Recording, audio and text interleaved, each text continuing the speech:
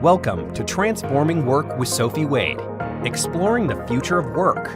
Find out what's going on, disruptions, evolutions, opportunities, challenges, and interventions in our multi-generational distributed organizations. With the new tech and talent focus, discover what you need to know to stay upskilled and relevant and ensure your business keeps its competitive edge. Sophie investigates the promise and reality of the future of work.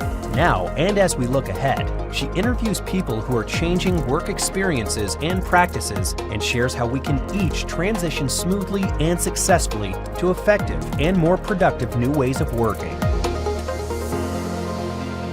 Hi! This episode is about the adaptability and agency we need as AI transforms our job opportunities and careers, and how millennials, as a result, are rethinking what comes next.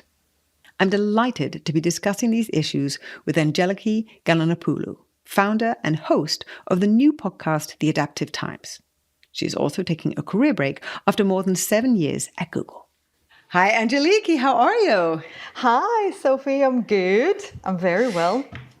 Excellent. And you're coming from Greece right now, which is fantastic. I'm normally based in London, but I'm spending summer in my home country and my hometown in Athens. You studied economics. Why that?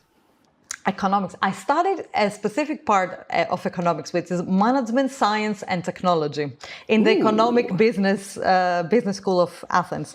And that was a very simple reason why, because I didn't know what I want to do when I was 17. And that was the most generic technology base, which I thought it was the future back then to pick. And then I was like, management science, okay, it has to do with business management, and then technology, because it's about how do you use technology to accelerate operations and applications. So it's a very practical degree.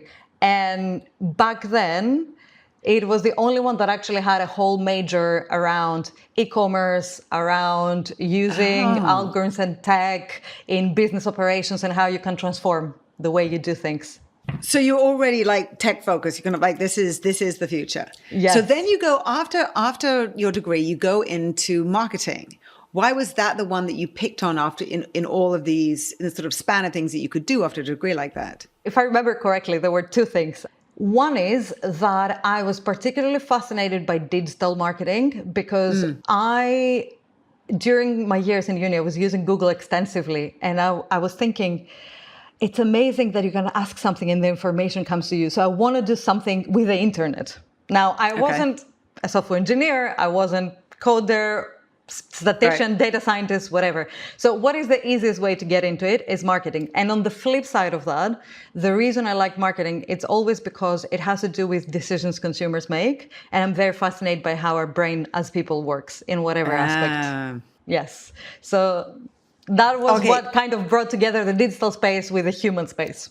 So you do some marketing, and that actually brings you to Google. Mm-hmm. And whilst you're at Google and you're working a lot with customers, helping upskill customers, and then you actually start sort of helping with careers and upskilling employees, fellow employees. How did that evolution happen in terms of how you were focused on sort of helping customers in their evolution, and then how did that transition to actually focus internally? When I joined Google, interestingly, I went with a hat of I know the products, I know digital marketing, I know what the customers do, right? But the hat that I had to learn and put on was the sales and client relationship hat that I never wore before. So the way I was taught sales, it's a very structured way of do this first, then do this, then do that, which I started doing. That's how I learned. Right. And then a couple of years into that, I realized that because I had this fascination of how brain works, and I went and studied my own coaching degree for my own curiosity, not to become a coach, but to understand better how our brain works and what are the hidden things we think, how we ask better questions. And I started bringing that into my work, and I realized that when I deviate from how you should do sales and I actually focus on the person, which is understanding their objections, understanding what they're scared of, understanding what it drives them, their personal goals beyond just what the business says based on their role. Empathy, you're speaking my language. Exactly. I can get so many more results done. Right. That actually we need to rethink how we approach sales, which is a cold process. But at the end of the day, it's about convincing and influencing people, right? Yeah. And being fun to work with and bringing the energy at work and creating a relationship and being memorable. And so that was the first point that I started switching more to internal upskilling when it comes to soft skills at Google. And then it was also around the time, the pandemic and after the pandemic, that I went through a burnout personally. So I had to completely rethink my priorities, my boundaries, how I say no. So I started also bringing the element of how do you start from knowing who you are? What are your limits? What are your strengths? What do you do? So this was so this was during the pandemic, pre-AI, you were just burned out. All right. These are the two things that kind of came at a similar time. My realization because of my coaching hat, and then my own burnout that I had to rethink and look internally. And those things came into, how do we upskill ourselves? Whether it's the mindset, whether it's the practical thing, whether it's the soft skills, or whether we completely change how we approach client relationship and sales, because the impact can be bigger when you connect on a human level. Having these difficult moments that one learns from, what were the things that you then had learned and then put in place? So one thing that was quite an aha moment for me, I was going in an extreme pace, and the pace never stops here either now, right? It's even more now because you actually need to learn new things every day and keep up with tech. But it was the pace that I was going to just be the best, the highest performer, best at my job, proof. I'm at Google now, imposter syndrome. And before Google, trying to make it to Google, and all of this pace for like almost 10 years by that point. And that is not sustainable. I hadn't stopped to actually think, do I still want it? Is that exactly the setup of my life that I still want? And my burnout, funnily enough, that was the big aha moment, was not because of the workload. I enjoyed my job. It was because of all of the other parts of my life where I just wanted to be everywhere and everything, from social interactions to my hobbies to excel at everything. So what I had to learn is looking inside, understanding what gives me energy, what doesn't give me energy. I discovered an amazing calendar energy exercise back then, which I keep sharing since with my colleagues, my friends, or outside. I'm happy to share. I realized that majority of the stuff that I do the way I did them were red 80% of my week.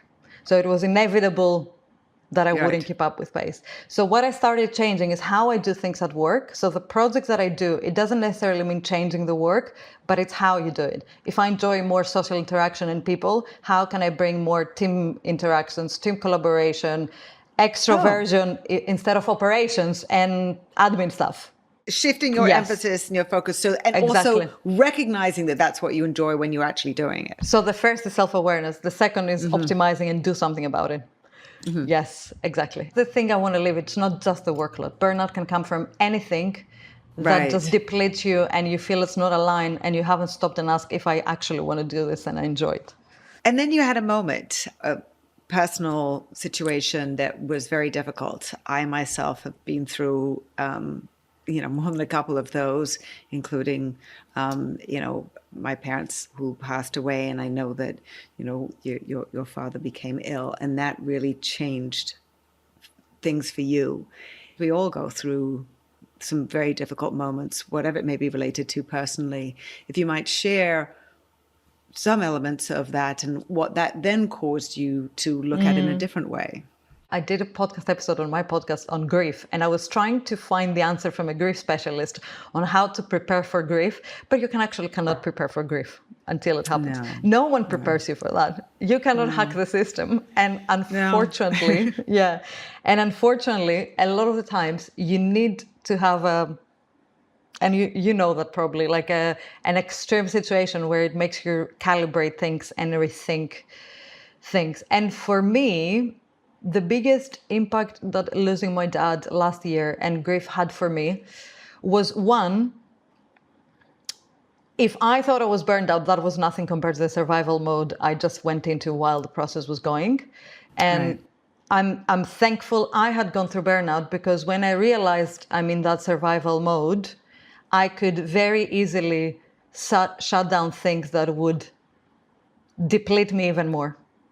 Because I already had this awareness from the previous burnout, which means that during survival mode, I just focused on the emotions that I had, family time, staying with it, feeling it, not closing the door, going to work and avoiding. And thankfully, I was at a company, Google, that could allow me the space and time, right? I feel very fortunate. The second thing that grief has for me, it was that kind of tipping point of a silent curiosity I had going for years, which was, is that it? Is that enough? What do I want next? And that shock, because my dad was perfectly young, fine, and it just happened out of nowhere. It was 3 months that terminally ill, and then we lost him. Oh, I'm so sorry. And then, thank you. And then the tipping point was, okay, if I wake up tomorrow and I don't have my health and something happens like this, is that how I want to spend my days? Or will I look back and have some regrets of what choices did I make? And not necessarily regrets of the choices I made, but regrets for the things I didn't do. Because I was scared, or because I was not that curious, or because I was comfortable.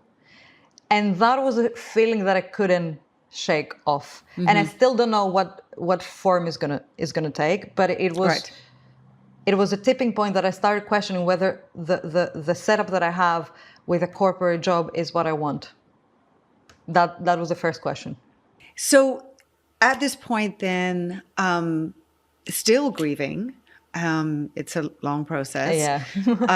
And it comes and goes. It hits you at moments that you couldn't imagine. And it does also create this, I find, this realization of what to focus on, or compels you to think things over differently. You're thinking things over not just for you, but for so many people in your position.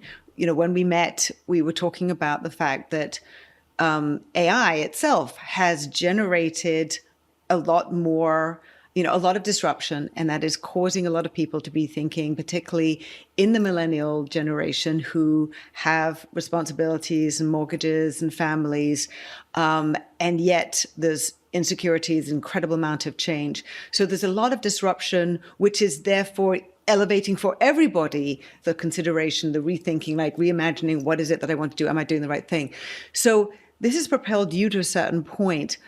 How are you now thinking about that for yourself, and more broadly about, it's generated this new podcast, The Adaptive Times. How are you thinking now about what everybody is going through, and how you can show up differently or need to show up differently? And obviously you're trying to help other people do this, go through some of that same thinking process. The concept of work as we know it, which was you're going to be in a company, you're going to be there for 20, 30, 40 years, that in big tech companies, by the way, it still exists to a point. A lot of people are 20 years there or plus. It doesn't exist. And not because everyone's going to lay off or no one's going to have a job. I'm an optimist. I don't think that we might go through some waves, but I think eventually societal, there's going to be a correction. Anyway, that's a whole different point. But the safety doesn't really exist, the job safety, which means that it's on us selfishly and personally to arm ourselves and do what we can to stay relevant and be on top and succeed and thrive in the rest of our careers as millennials, because we do still have 30 years in the job market, right? Now, what that looks for each one is very different. Now, the first one is that when I was in corporate, 8 of 10 people that I was doing the upskill or coaching or anything, they were feeling stuck, and they had this feeling of something else is out there, especially the last 2 years. But only one of those 8 would actually leave. So leaving is not for everyone, right? But even if you stay in corporate, which is very good and safe and secure and stable in that sense, it's your responsibility to keep up with AI. For 2 reasons. either to be super up-to-date, relevant, and always top of mind when it comes to doing your job more effectively and performing highly. Second, to actually improve your own well-being. Because how can you cut time of the things you do to maybe work less and still produce the same amount if you can? The flip side is the people that they leave, the reason people leave is because of AI, the barrier to entry in anything you want to build is minimal. Anyone can build and launch anything with almost minimal cost, except for your tokens. So really, if you had this nuts gut feeling like I had, which is, what if I was doing that? What if I was doing my own thing? What is out there? You can do it more easily than ever. So it's not one evil versus the other, but in any case, it's AI has accelerated the doing your own thing solopreneur move. Or if you're staying in corporate, it's a very, very high pace you need to keep up, and you need to be responsible and don't wait for anyone to pick you up for your hand, from a hand.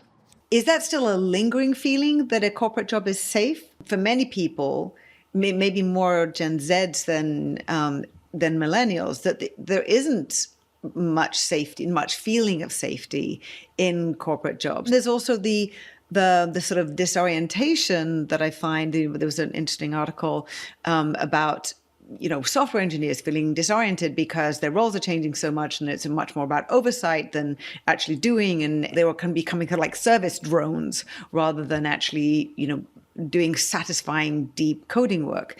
Friends of yours in other industries and other sectors and other types of tech-based companies, how are they adjusting to these new dynamics, just in terms of how they're doing their daily work, but also considering some of these options about, do I stay? Do I try and move within the organization to a different area?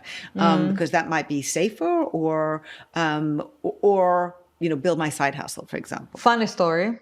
Majority of the people don't actually spend so much time upskilling themselves with AI. So if I think when I was at Google, you had to rely on individuals that would just want to be champions and just wanted to play in their own free time and then show us how things were done. It was very peers driven. And I know the same goes in other companies. Okay. So it's on the individuals. And thinking of me, because you always run behind something and you don't have time. That's the classic excuse. I don't have time. So I use it as a chat-based or whatever. I use it, so I think I use it. But I think it's a very small, talking with my peers and everything, I think it's a very small percentage that actually in their core job have agents or full workload automation on, have really, really, freed up time or accelerate 10x their performance. Right. And done the work that redesign that is necessary to do that. You and I talked about that. And it was really interesting to me that because potentially working at Google, you knew enough that you weren't so comfortable or weren't so clued into kind of like how to break down your task, but then you knew to actually ask Gemini to help you break it down by watching what you did. So I'm just curious, just for a second, just because work design is so important, how did that work design actually help you? It was on you, you took it on board and you went with it. And then how did that actually change your workload and what you managed to achieve on a daily basis? Yeah. So I fell very often into the trap of I don't have time as well. Two things on taking the responsibility on yourself. I think one is treat it as, how you would factor out time to go to a certificate course or whatever and take 2 days study leaves, and that's okay and that's acceptable because you go and study a course. Why don't we do that into just upskilling ourselves? And I say that because the biggest for me change in how I use it in my work, it's actually after I left Google that I had all of the time, and I sat down, heads down 2 weeks, and then I realized, okay, now I get it. Now if I was going back, I would do so much more in my day work. Okay, so it actually took you leaving Google to take that time. Oh, wow. Oh, my goodness. That's very interesting. So while I was at work, I was doing some basic stuff like email automations, research, being more prepared for clients, what I now consider basic. Right. 3 months later. It's not even that time ago.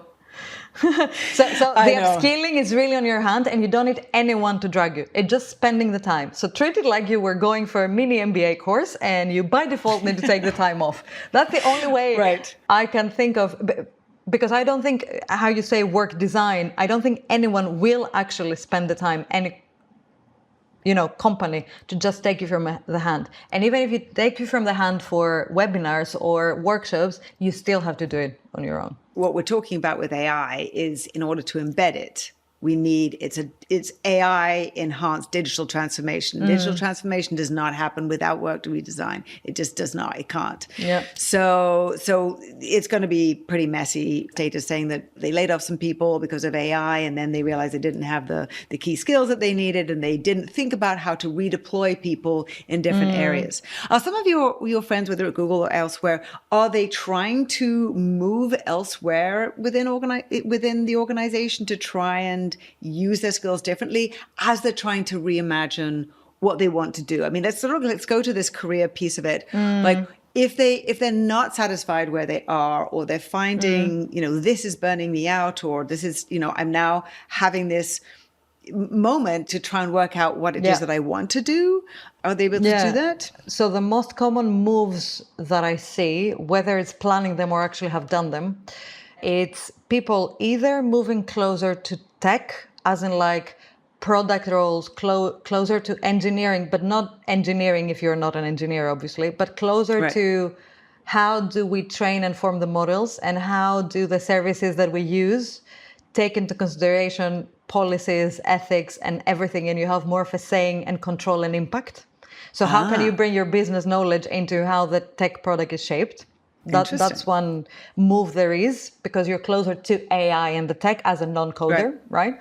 The other move that I see is towards client-facing sales type roles, because the closer you are to revenue and the numerical target impact you have, the safer you are.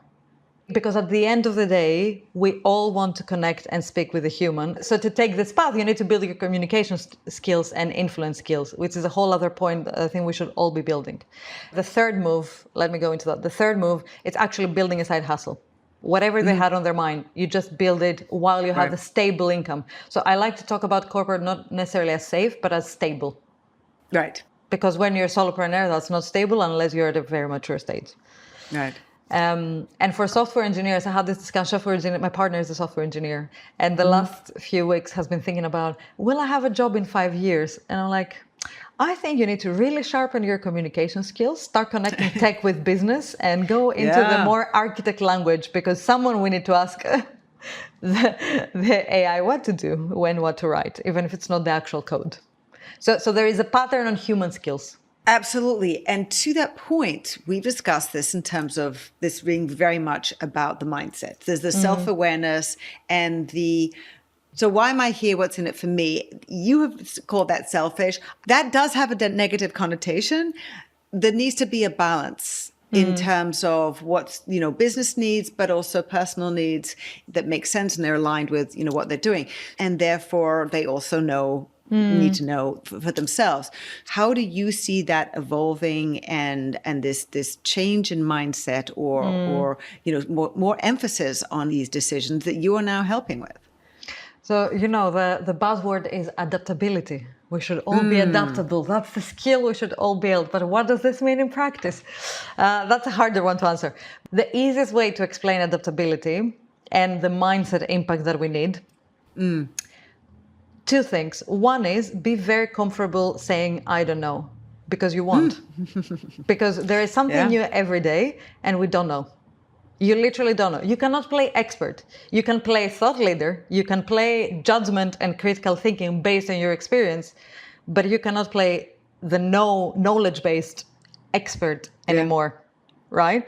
So the more you treat I don't know with a curious childlike mindset, the more likely you're going to keep up with the space. And we should make I don't know very accessible and drop the ego taboo that goes with it. Because I think that's just the era we live in. So treat I don't know, whether it's for when you go to your chatbot, whatever, Claude, Gemini, ChatGPT, even if you don't know what you don't know. So explain what you do as a human. Ask it that I don't know where you can help me, but tell me as an advisor, even the simplest thing, but also with your colleagues, right? In what you don't know. Sorry, excuse me, you dropped that question, but what is that?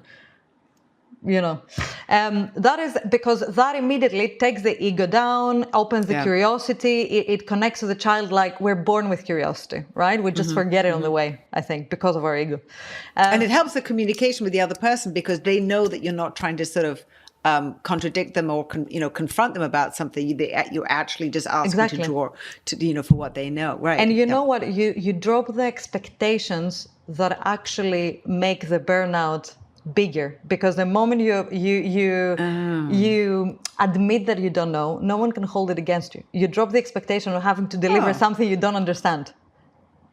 Okay.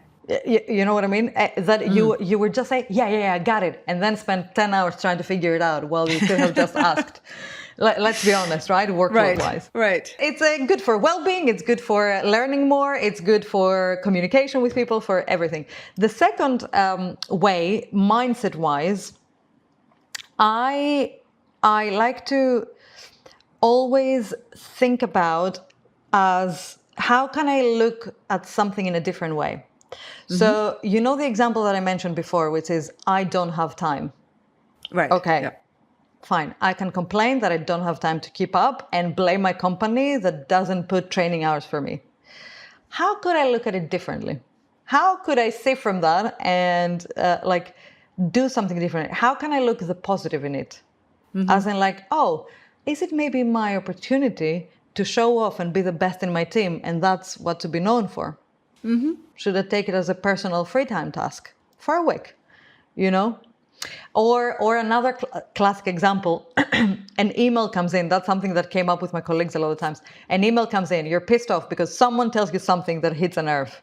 Okay, you can be pissed off, or you can choose to take it as a learning opportunity of how you could have shaped your email differently so you don't come up with that question or with that reaction.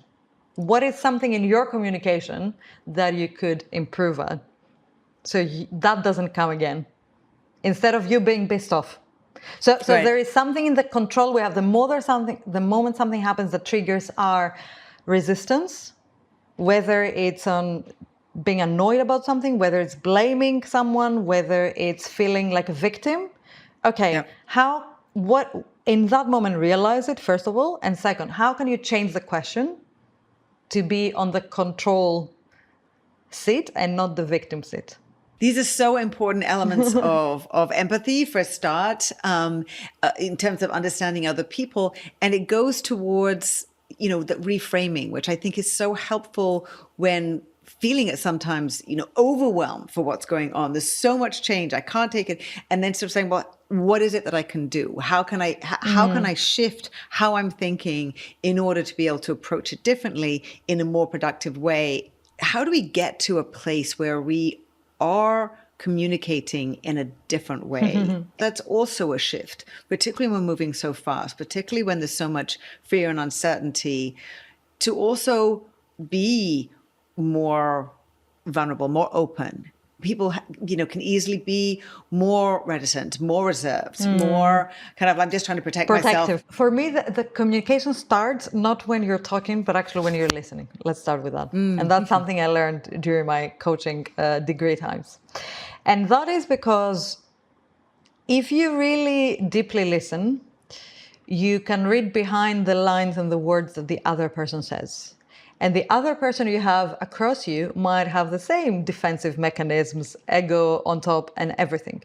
But if you care to listen, really deeply listen, level 3, as we call it in coaching, which is getting all the cues and not just staying in words and feeling the feel and the vibe the other person gives you, you can actually understand more than what the words say, which maybe will allow you to feel ready to be more vulnerable, because the other person feels like this no matter what they say. You're right. So it brings in a more level playing field, let's put it this way. So I think it starts with listening. The second thing on communication is knowing who are you? It goes back inside to self-awareness. And who are you sometimes means your strengths, sometimes means your weaknesses. But if you can, position them in a way that they're actually making your strengths higher, it's an easy way. Your strengths bigger. It's an easy way to just not feel that vulnerable defensive thing, because it's part of your story.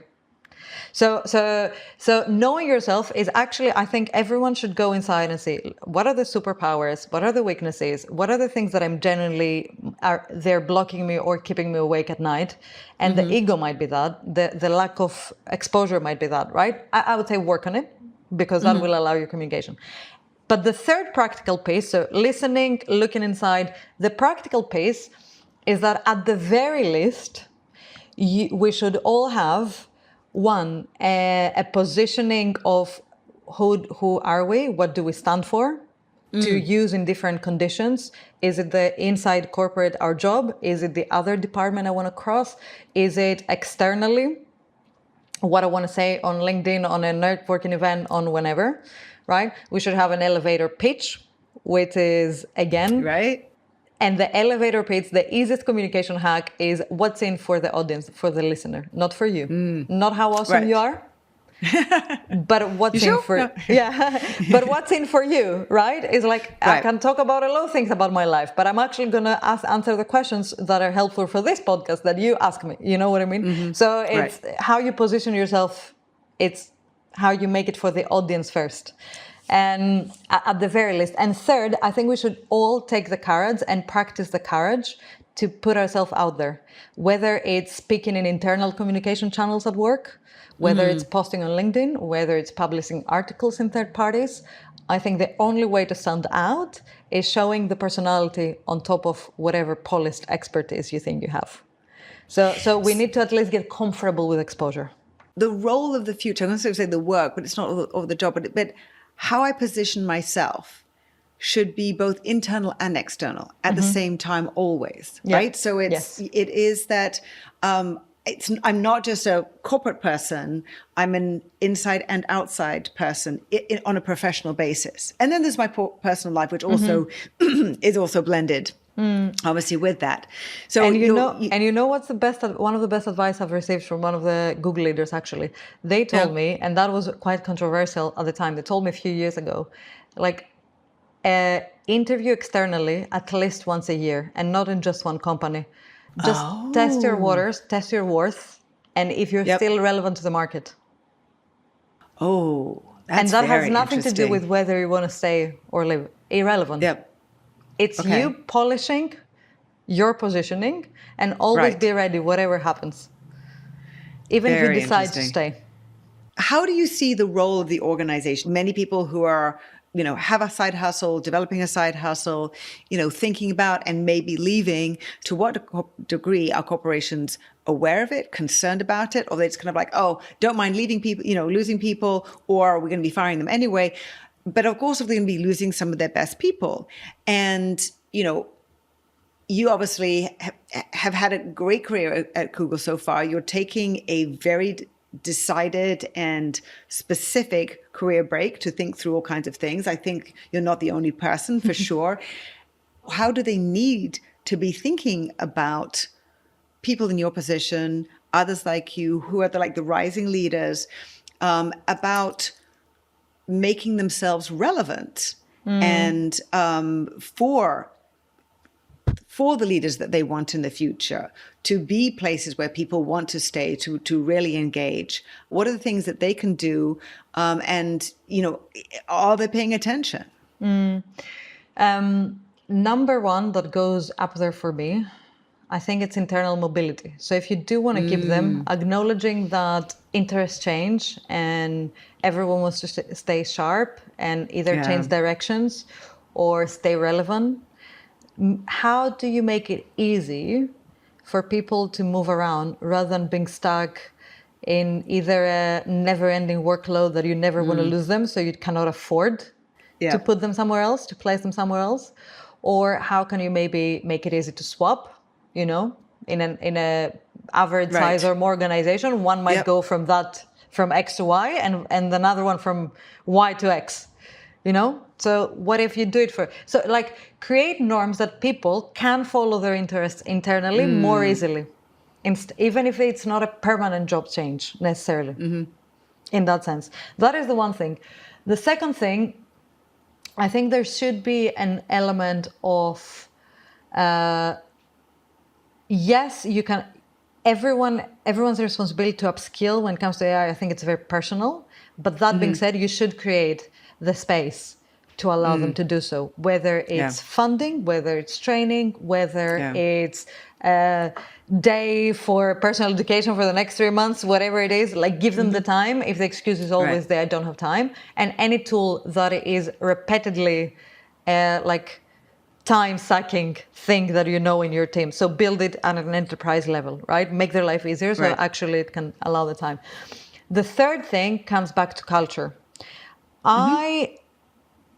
I truly believe that companies know the millennial career crisis we're going through and that people might want to leave and they leave. And but the bigger name you are or the bigger company you are, I don't think you mind because there is so much great talent right now available out there, right? So do you really want to solve it? I'm not sure. It's my honest answer. That being said, smaller companies, they're easier to move. So I think they should take into consideration about all of this mobility, the culture, the more human conditions, listening to the younger, because they will want to keep that talent, right? So I think what you will do has a lot to do with your size, in my very personal opinion. Right. And that makes sense. I mean, then they can also attract great talent because they can actually bring people out of, or, you know, coax people out of large organizations by being able to give them some of these things, which they won't necessarily feel that they're getting or are getting in large organizations. Very interesting. In the past, we were on a track, you know, boomers and Xers, we were sort of on a track. We didn't need to make many decisions in our life. We didn't have any choices. There weren't that many professions that we could go into. And now there are infinite number almost, and more every day. So a lot of people haven't learned agency. It wasn't taught at school. It isn't something that is coming from one's parents necessarily. How do you help people in your sphere, having gone through some of these things, also, you know, caused by certain events, to help people create their own agency and, you know, whether it's shifting from victim mindset to just kind of like, I don't even know how to start? For me, it goes back to that moment of awareness, the question. And like the easiest way to do all of the self-listening, self-awareness, change mindset exercise is the moment something happens. Let's not even talk about agency yet. The moment something happens, see what triggers in you. The email that pissed you off, that we said. The thing that you blame the company about. Yeah. And ask yourself, is there a better way that will not ruin my mood for the day, that I can look at it? And then, can I do something about it?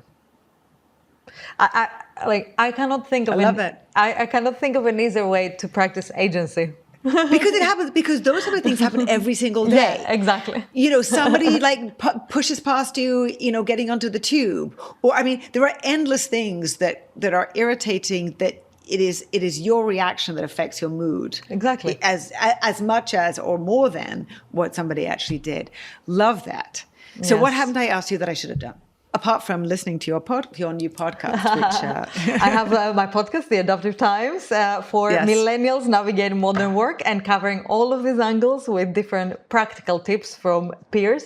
If it's one thing to leave people with, is practice your communication skills. And that means storytelling, positioning yourself, and actually trialing and getting the courage to show somewhere, either in internal channels or publicly on LinkedIn or somewhere. Trial the courage, because we need a lot of courage in this era. And only through courage, we're going to demystify the exposure, and we're also going to demystify the, what if I show I don't know? It's fine. No one does, you know? This is so true. This is so true. All right. Angeliki, thank you so much for everything that you shared and the journey that you've been on, because we've all been on some elements of this journey, but it's really pushing us all really to be rethinking so much about our lives and to be recognizing what is different and how much that we actually need to be proactive and intentional and have that agency and then be able to communicate. Yes. Right. Thank you so much, and thank you for the work you're doing and making us all think how modern work is shaped for millennials and beyond. So I love this. Thanks again so much to Angeliki Galanopoulou, founder and host of the Adaptive Times podcast. You can find out more about Angeliki on LinkedIn and go to the YouTube channel, The Adaptive Times.